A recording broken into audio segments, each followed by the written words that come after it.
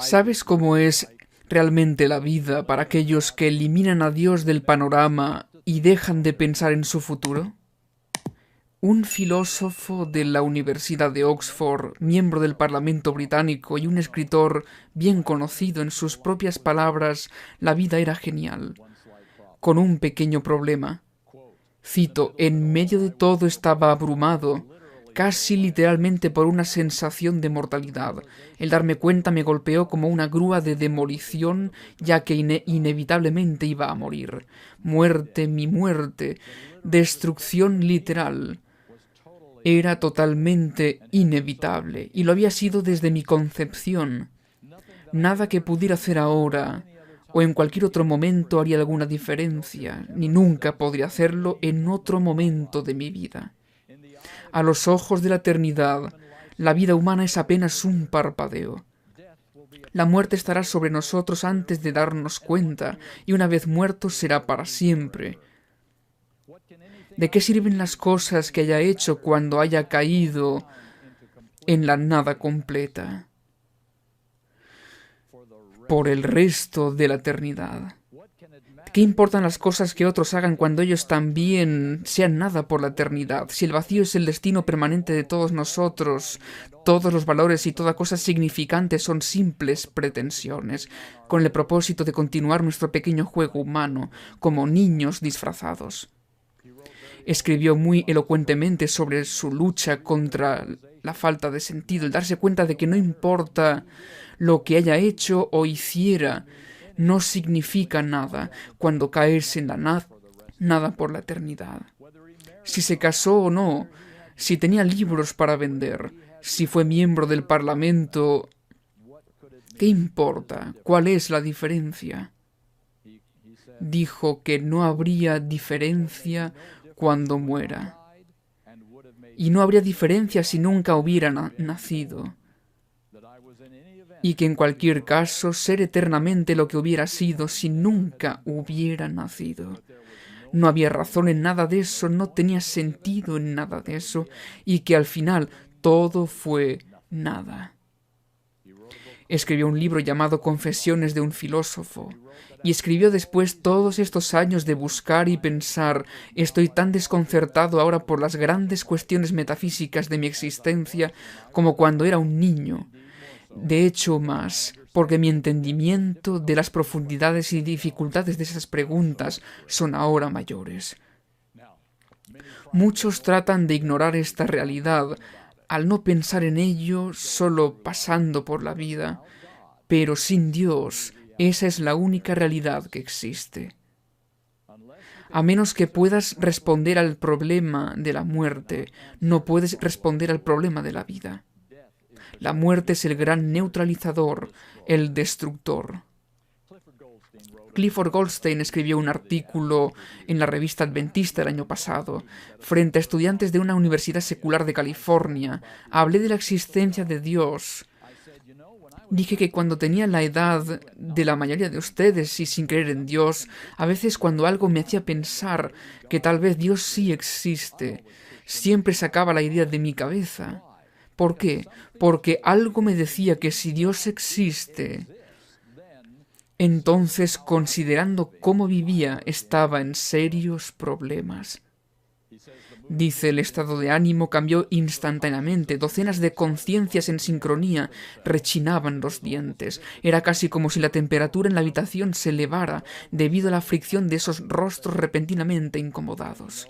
¿Sabes? Incluso aquellos que no quieren pensar en eso, de vez en cuando la conciencia surge y nos vemos obligados a pensar incluso por un momento.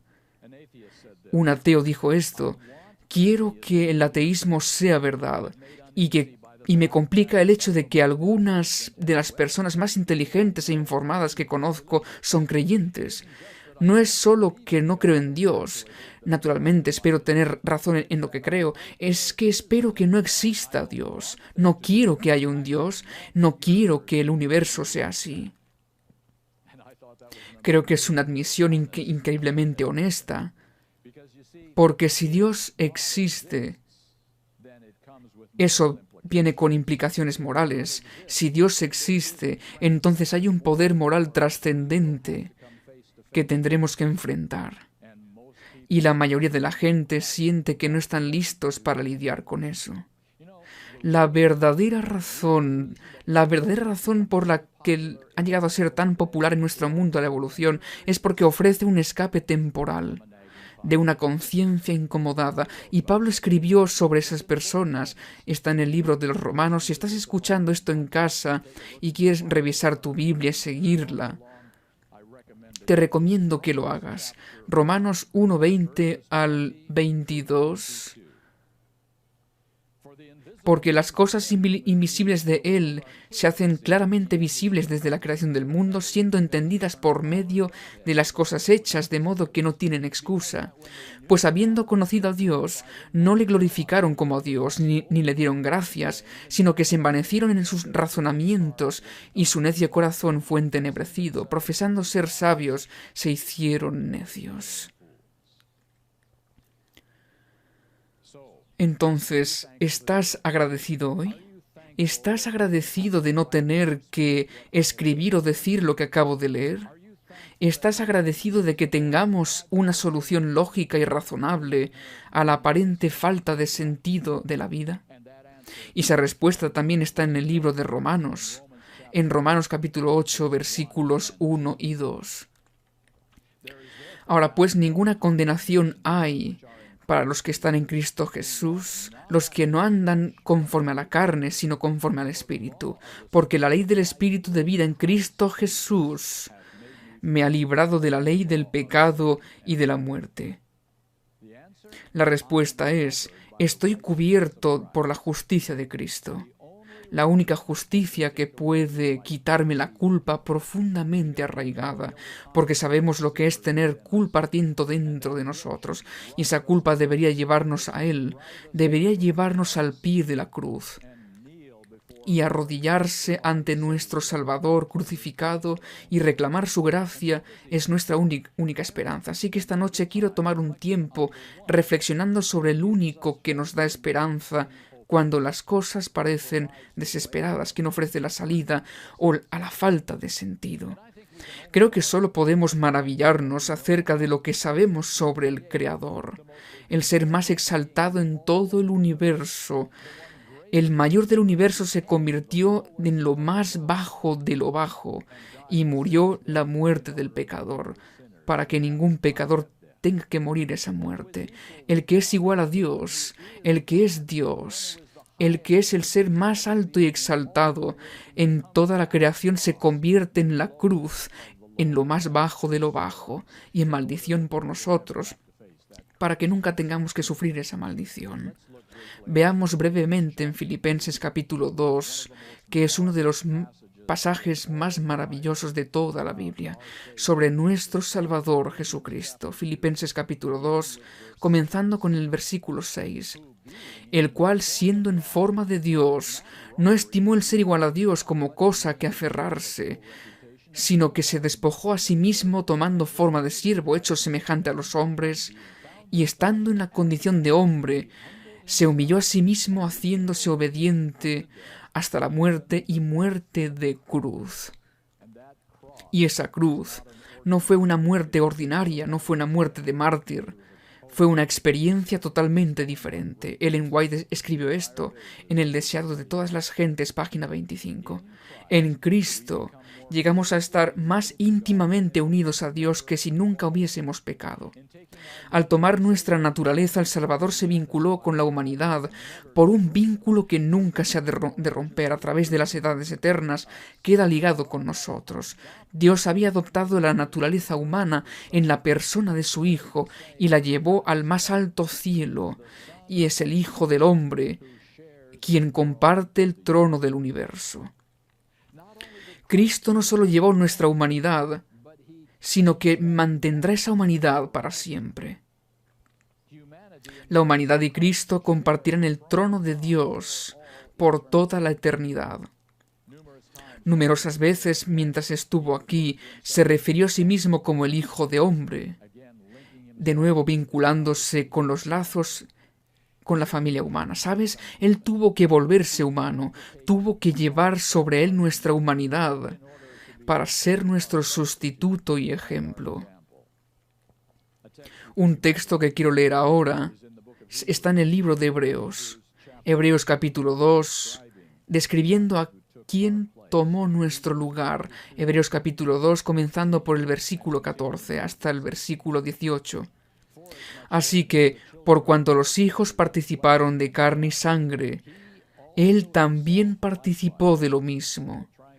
Pablo está argumentando aquí, él también participó de lo mismo, para destruir por medio de la muerte al que tenía el imperio de la muerte, esto es al diablo, y librar a todos los que por el temor de la muerte estaban durante toda la vida sujetos a servidumbre, porque ciertamente no socorrió a los ángeles, sino que socorrió a la descendencia de Abraham, por lo cual debía ser en todo semejante a sus hermanos, para venir a ser misericordioso y fiel sumo sacerdote en lo que a Dios se refiere, para expiar los pecados del pueblo, pues en cuanto él mismo padeció siendo tentado, es poderoso para socorrer a los que son tentados.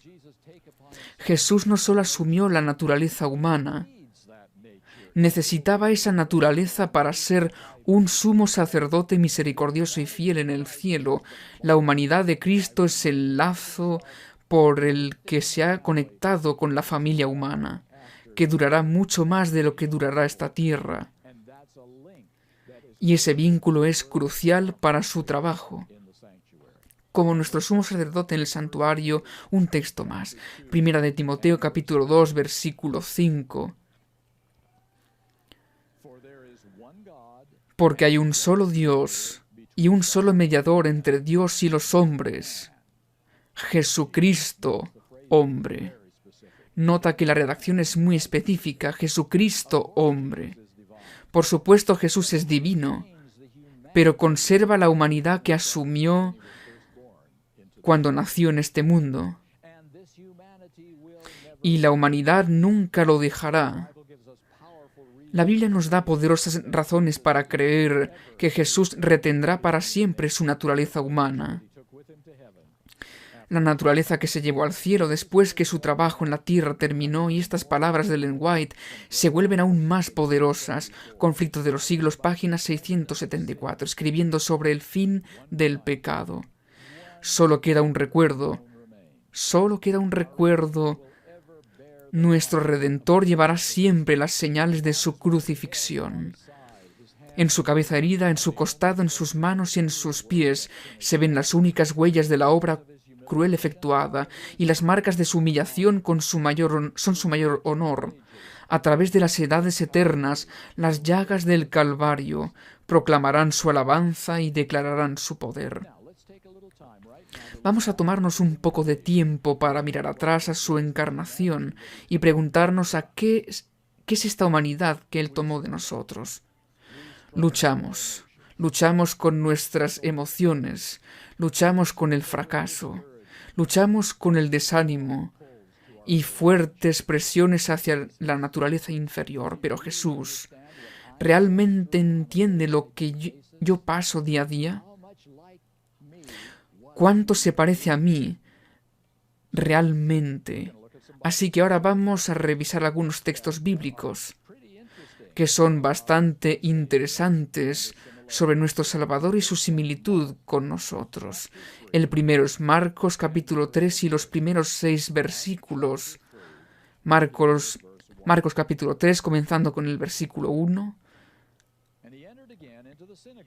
Otra vez entró Jesús en la sinagoga y había un hombre, y tenía seca una mano, y le acechaban para ver si en el día de reposo le sanaría a fin de poder acusarle. Entonces dijo al hombre que tenía la mano seca: levántate y ponte en medio. Y les dijo: ¿es lícito en los días de reposo hacer bien o hacer mal, salvar la vida o quitarla? Pero ellos callaban. Entonces, mirándolos alrededor con enojo, entristecido por la dureza de sus corazones, dijo al hombre: extiende tu mano. Y él la extendió, y la mano le fue restaurada sana. Y salidos los fariseos tomaron consejo con los herodianos contra él para destruirle. Ahora seamos muy claros. Esto no es una rabieta. Cuando los mira con enojo, esto es el enojo legítimo, ya que el nombre de su padre está siendo deshonrado, y su dolor por su ceguera deliberada y su odio asesino. Probemos con otro. Estos son solo algunas páginas atrás. Mateo 26, 37 y 38. Esto es en el Getsemaní. Y tomando a Pedro y a los dos hijos de Zebedeo, comenzó a entristecerse y a angustiarse en gran manera. Entonces Jesús les dijo: mi alma está muy triste hasta la muerte. Quedaos aquí y velad conmigo. Y encontré una declaración muy interesante en el Antiguo Espíritu de Profecía, tomo 3, página 94. Los discípulos le habían visto deprimido con frecuencia. Así que desanimarse por no ver las cosas que te gustaría ver desanimaba a Cristo. Entonces está Juan capítulo 13. Estamos preguntando cuánto se parecía a nosotros en su diario vivir. Juan 13, versículo 21. Habiendo dicho Jesús esto, se conmovió en espíritu y declaró y dijo: de cierto os digo, que uno de vosotros me va a entregar. Ahora, esa palabra, de que estaba turbado en espíritu, es la misma emoción que los discípulos sintieron al ver a Jesús caminando en el agua y no sabían quién era. Es la misma emoción que sintió Herodes cuando los magos preguntaron por un rey recién nacido. La palabra significa ansiedad o incertidumbre o miedo. Jesús no sabía lo que le deparaba el futuro, excepto cuando el Padre le revelaba partes.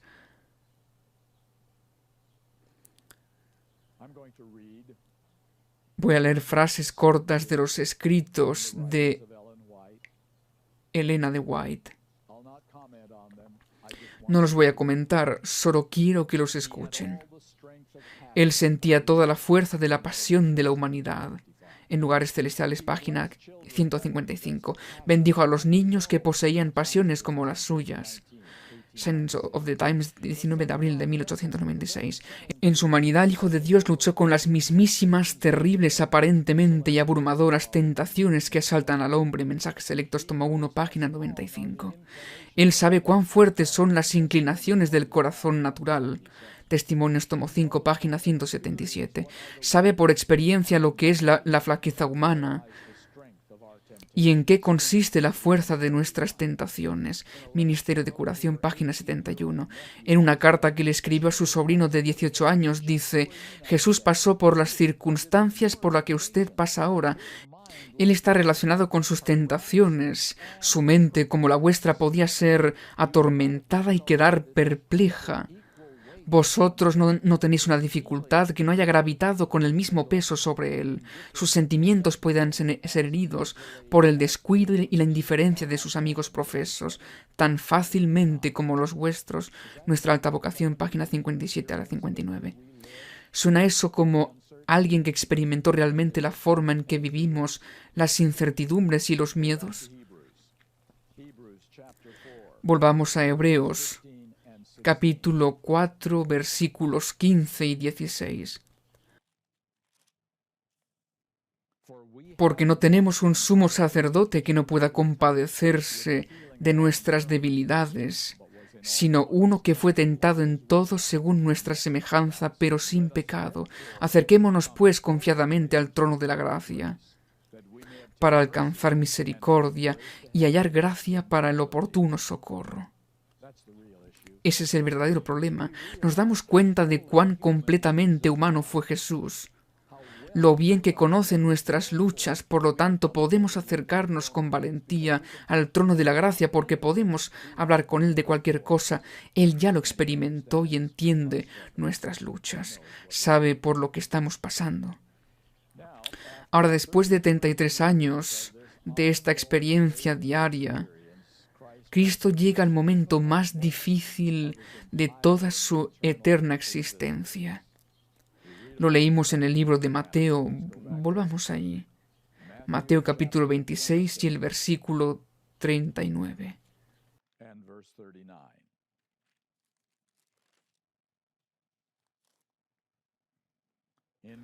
En el Getsemaní, yendo un poco adelante, se postró sobre su rostro orando y diciendo: Padre mío, si es posible, pase de mí esta copa, pero no sea como yo quiero, sino como tú. ¿Cuál es el significado de esta oración? Que Jesús ora a su Padre Celestial, que ora 3 veces. ¿A qué copa le tiene miedo mortal? ¿Qué está sucediendo aquí? Que es totalmente diferente a cualquier otra cosa que haya experimentado en su vida. En Testimonios, tomo 2, página 214, algunos tienen opiniones limitadas acerca de la expiación. Piensan que Cristo sufrió tan solo una pequeña parte de la penalidad de la ley de Dios. Suponen que aunque el amado Hijo soportó la ira de Dios, advertía a través de sus dolorosos sufrimientos el amor y la aceptación del Padre, que los portales de la tumba se iluminaban delante de él con radiante esperanza y que tenía evidencias constantes de su gloria futura. Este es un gran error. El destino final de los perdidos, como todos sabemos, es la segunda muerte. ¿Y qué es la segunda muerte? No tiene nada que ver con arder. Hay algo mucho más aterrador. El horror de la segunda muerte es la chocante comprensión de que se dejará de existir. Su sufrimiento incluye pensamientos agonizantes e implacables de cómo sus pecados los han llevado hasta donde están, consumidos con sentimientos intolerables de desolación implacable, sabiendo que están perdidos para siempre y que no hay nada que se pueda hacer para detener su destrucción, nadie que pueda venir en su ayuda para detener el cumplimiento de la sentencia. Saben que van a morir solos y dejarán de existir para siempre. Este precio inimaginable fue el precio pagado por nuestra salvación, amigos y amigas. El párrafo más increíble que creo haber leído en el libro del deseado de todas las gentes está en la página 753.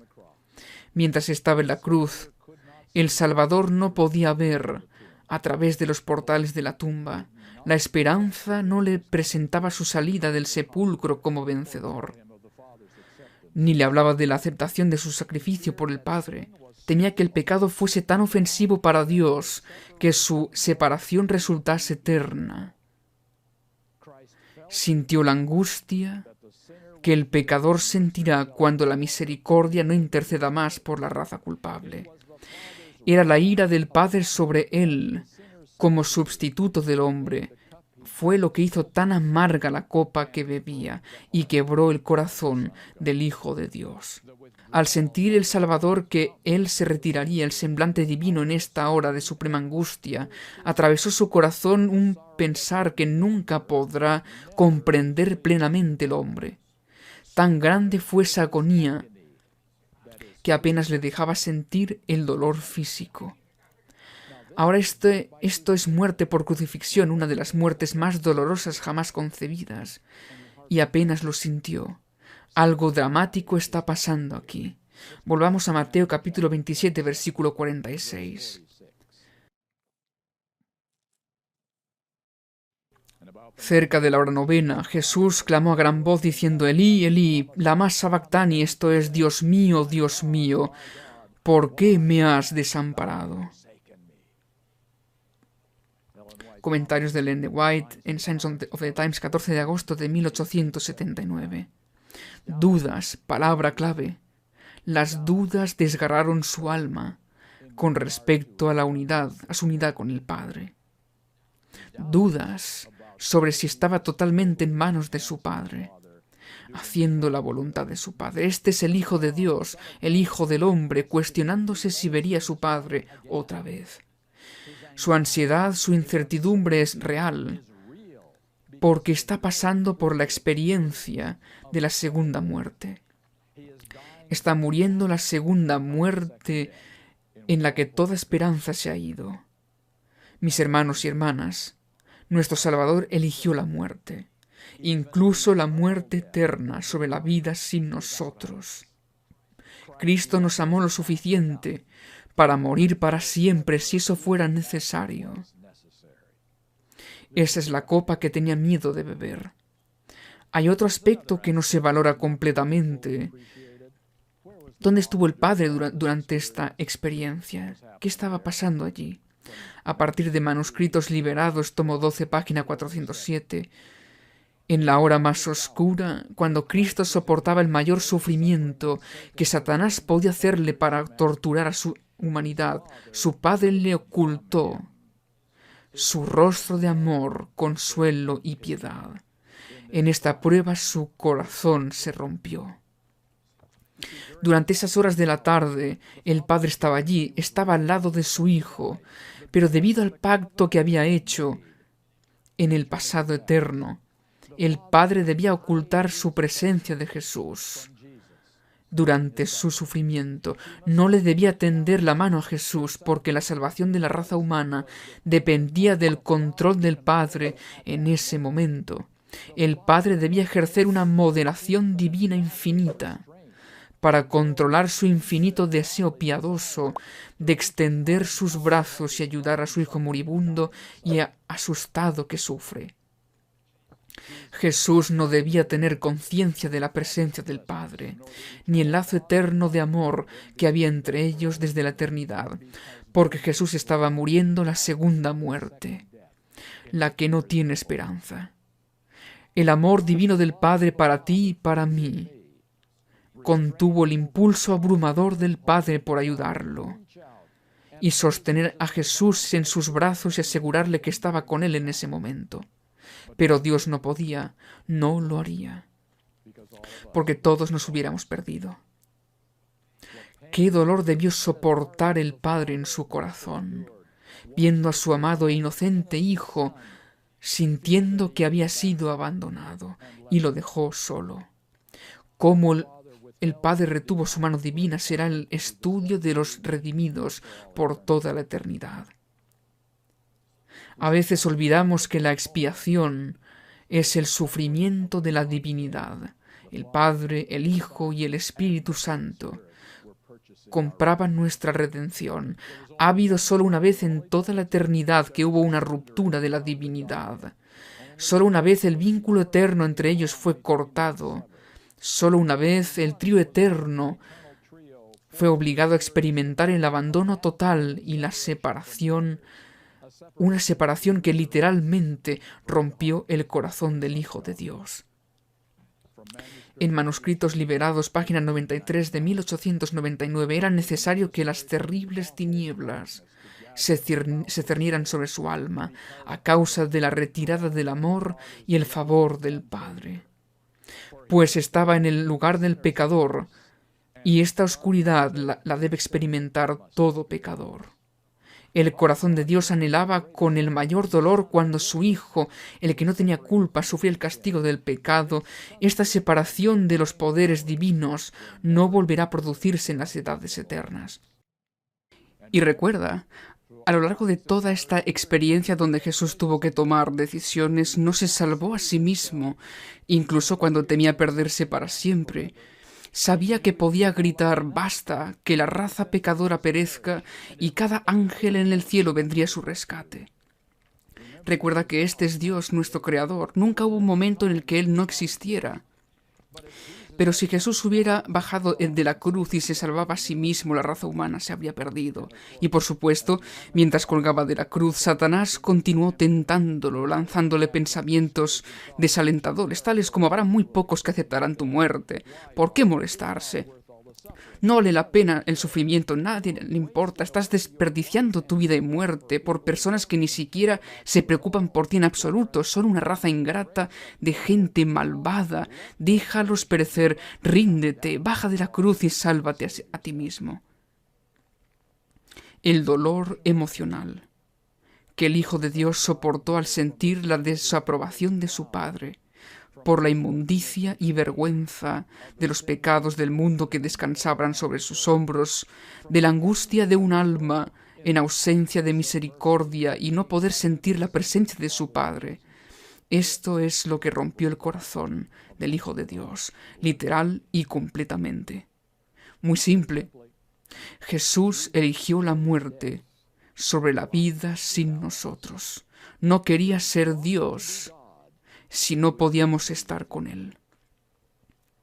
Dios eligió no existir para siempre, si eso es lo que haría falta para que nosotros vivamos para siempre.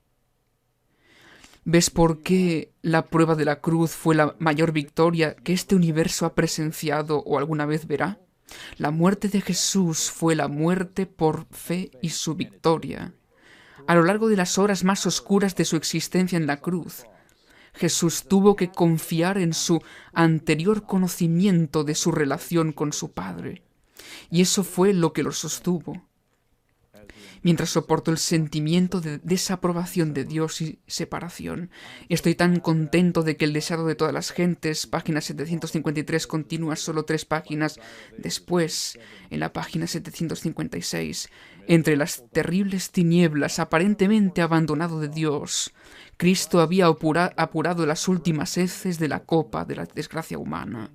En esas terribles horas había confiado en la evidencia que antes recibiera de que era aceptado por su Padre. Conocía el carácter de su Padre, comprendía su justicia, su misericordia y su gran amor. Por la fe, confió en aquel a quien había sido siempre su placer obedecer, y mientras sumiso se confiaba a Dios, desapareció la sensación de haber perdido el favor de su Padre. Por la fe, Cristo venció. Estoy tan contento de que el Padre le permitió tener esa seguridad al final de que había ganado y que la victoria era suya.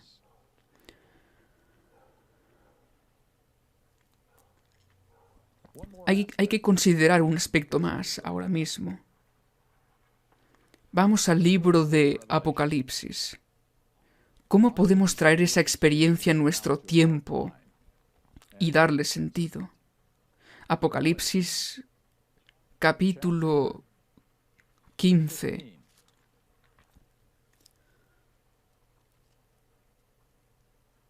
Versículo 2. Vi también como un mar de vidrio mezclado con fuego, y a los que habían alcanzado la victoria sobre la bestia y su imagen y su marca, y el número de su nombre en pie sobre el mar de vidrio, con las arpas de Dios, y cantan el cántico de Moisés, siervo de Dios, y el cántico del Cordero. ¿Cuál es esa canción? La canción de Moisés y del Cordero. Bueno, averigüemos qué tiene que ver Moisés aquí. Volvamos al libro de Éxodo y vamos a ver el capítulo 32. Éxodo, capítulo 32.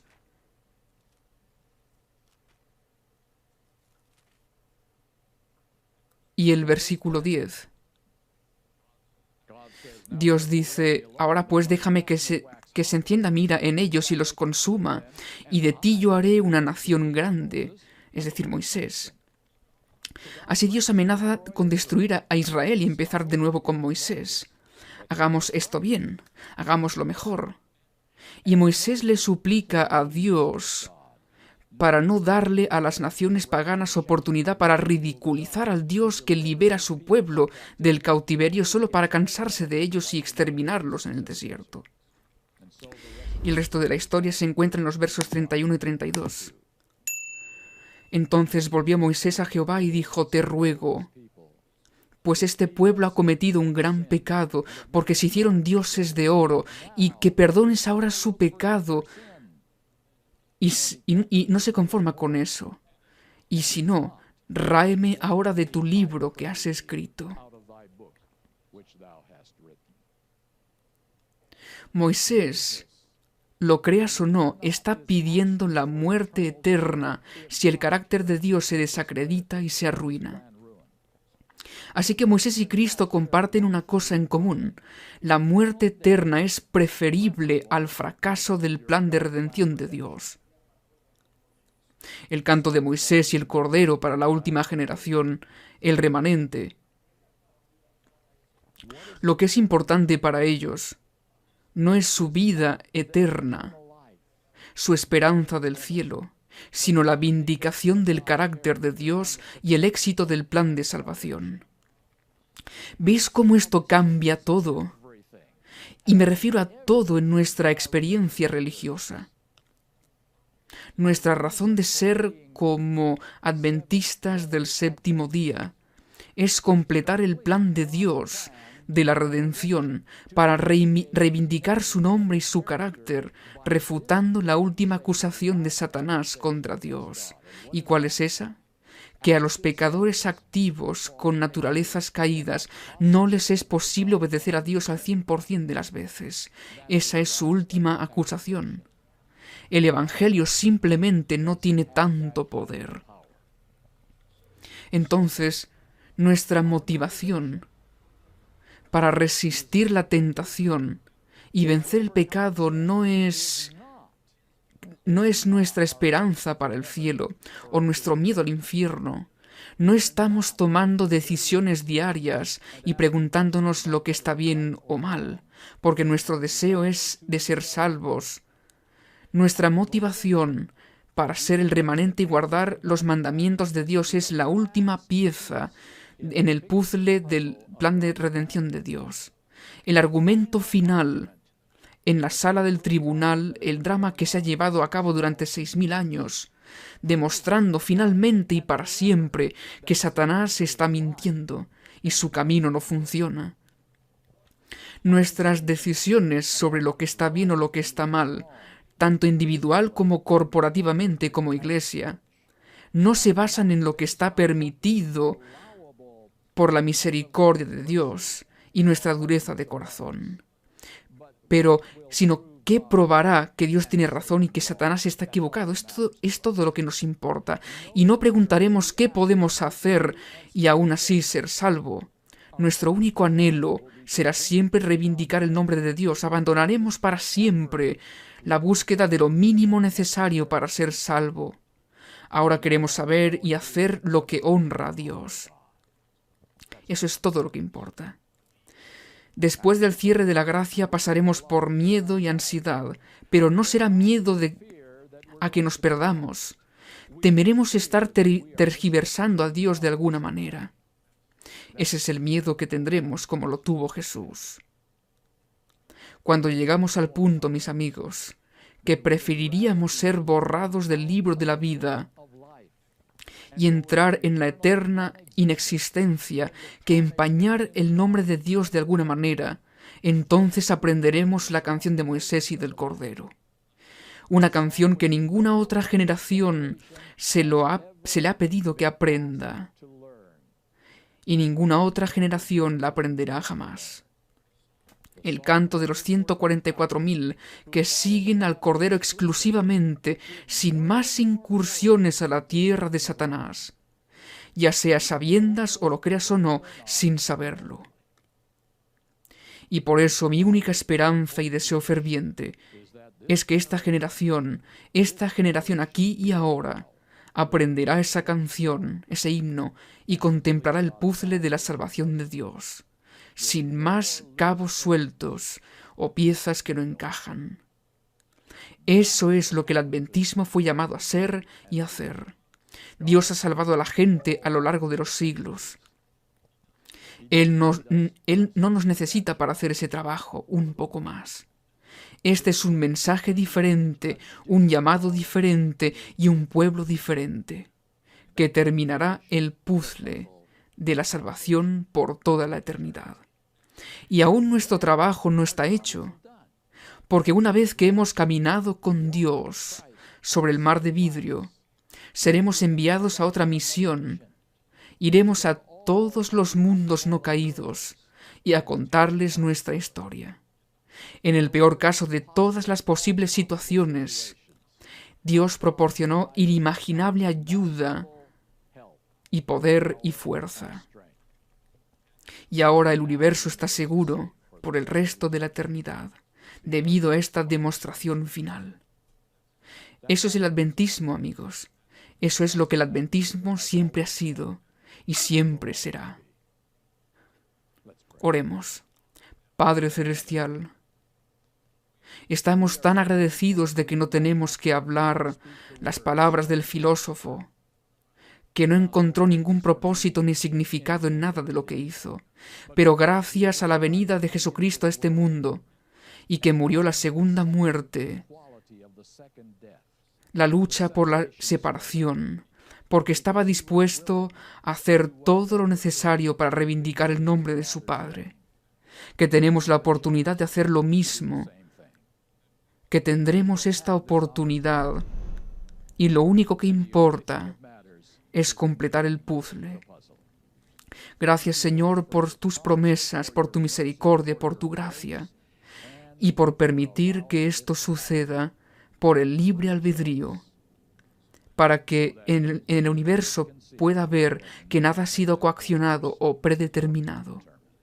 Gracias, Señor, alabamos tu nombre, esperamos verte pronto en un lugar mejor.